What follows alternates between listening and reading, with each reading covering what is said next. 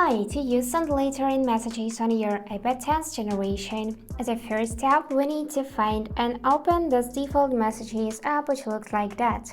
Now notice that this feature is available only in iOS 18 or later.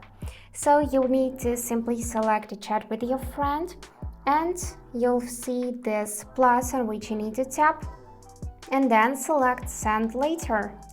And after that, you can just enter the message, and here you would see this line with time, so you can tap on it and select date and precise time. For example, we can choose today at 8 p.m. or we can switch to a.m. So after that, you can immediately tap this arrow and you'll see those dotted line like that, and here this text sent later and precise time. If you messed up, don't worry, you can tap edit and choose another time. So go in edit time, here for example switch to another date and simply tap any free space on the screen, and here you'll see the changes.